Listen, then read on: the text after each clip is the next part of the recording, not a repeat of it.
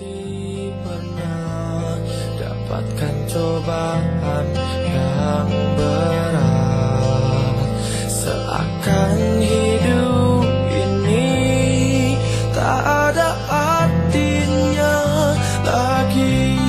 Atas izin Allah dan semua kerja keras kita, niat baik kita, hari ini resmilah kita serahkan rumah untuk Bapak Ismail. Lakukan yang terbaik.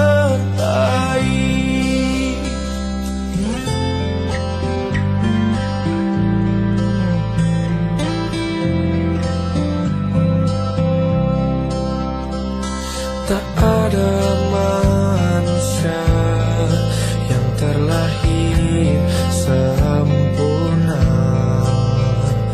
Jangan kau sesali segala yang